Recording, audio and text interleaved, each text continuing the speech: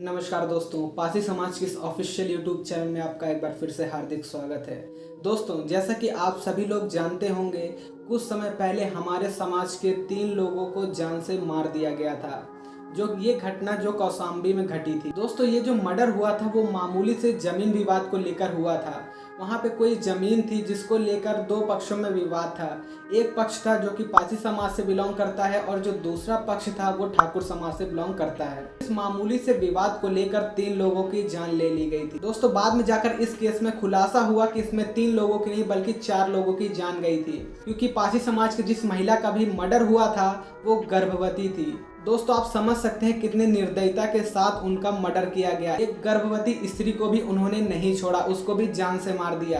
दोस्तों, इस घटना ने पूरे समाज को एकदम झकझोर के रख दिया। हमारे समाज के बहुत से संगठन वहां पर गए। उनके जो बड़े दामाद थे उनके द्वारा बताया गया कि उनकी साली और उनके हस्बैंड और उनके ससुर की हत्या कर दी गई थी। दोस्तों, इस मामले को पूरी तरह से दबाने की कोशिश की गई। वहां पर पूरी फोर्स लगा दी गई। हमारे समाज के लोग लाश को रख के धरना प्रदर्शन करने वाले थे।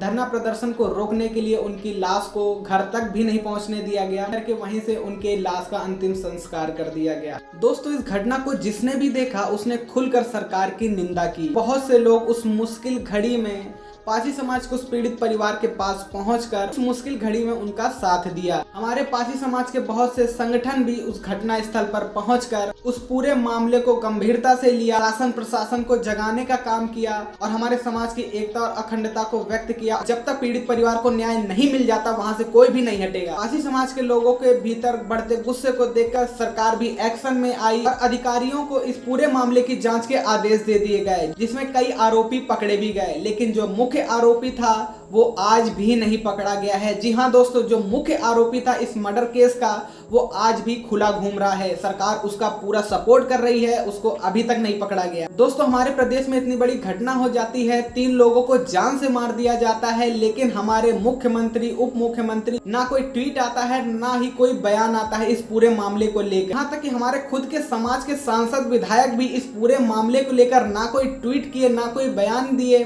और ना ही घटना स्थल पर पहुंचकर पीड़ित परिवार से मिले। दोस्तों, सोचने में कितना निंदनीय लगता है कि हमारे समाज के खुद के नेता, सांसद, विधायक उस पीड़ित परिवार से जाकर नहीं मिल रहे हैं। दूसरे से क्या उम्मीद रखेंगे जब हमारे खुद के सांसद, विधायक उस पीड़ित परिवार से मिलने नहीं गए। समाज के बहुत से लोग घटना स्थल पर पहुंचे और सरकार को खुली चुनौती दे दी कि अगर आप कार्रवाई नहीं करेंगे तो हम अपनी तरीके से इस पर कार्रवाई करेंगे। तो लेकिन आप सबकी एकता और अखंडता ने और हमारे समाज के सभी संगठन ने मिलकर सरकार को ये दिखा दिया कि हम किसी से कम नहीं है। दोस्तों, अब आपको हमारी सरकार का 2 पक्षी रवैया भी समझना होगा। अभी इस समय हर जगह न्यूज में देवरिया हत्याकांड की चर्चा चल रही है, जिसमें 6 लोगों की जान ले ली गई है।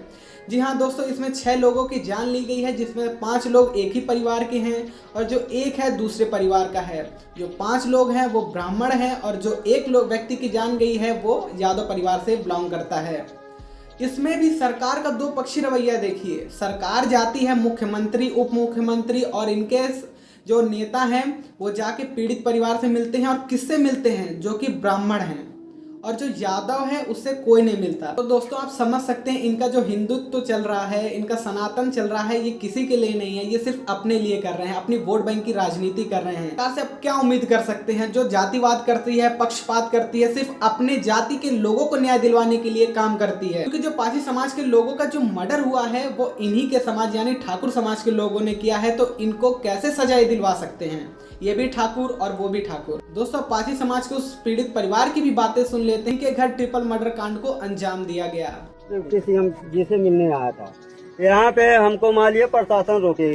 उसके बाद वहाँ से एडिशनल वो जो एसपी हैं उन्होंने फोन किया कि रामचंद्र आप बात कर लीजिए। हमने बात किया, कहे रामचंद्र क्या है? हमने कहा देखिए जो अभी मुलजिम में पकड़ा नहीं गया।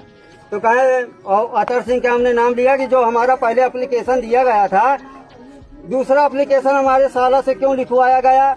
और उसके बाद कोई जहाँ तो वो कह रहे हैं गवाही दोगे। हमने कहा बिल्कुल गवाही देंगे। उसने बोला था कि 4 दिन के अंदर तुम्हारे यहाँ 4-5 कत्ल हम कर देंगे। तो अब डिप्टी मान लिया एसपी साहब ये कह रहे हैं कि अगर तुम ज्यादा बोलते हो तो तुम्हें 10 मिनट के अंदर तुम्हारी जिंदगी बेकार कर दूंगा। पहले बताइए, मैं माननीय मुख्यमंत्री जी से पूछना चाहता हूँ, मैं अगर मान लिया डिप्टी सीएम आज जिला अधिकारी से मिलने आता हूँ, तो मान लिया ऐसे हमको अधिकारी बोलते, मेरे 3 औलाद में अपने 3 औलाद की कसम खाता हूँ, मुझको ऐसा धमकी दिया। मांग मेरी ये थी कि यहाँ पे जो अवैध कब्जा है उनको वहाँ पे हटाया जाए, और वहाँ पे जो हमको पट्टा की जमीन दिया जा रहा है वहीं पे हमको पासी बस्ती वहाँ पर बसाया जाए। और दूसरी बात, अभी अपराधी जो सख्त अपराधी है उसको 14-15 दिन हो गया, उसकी गिरफ्तारी नहीं हुई।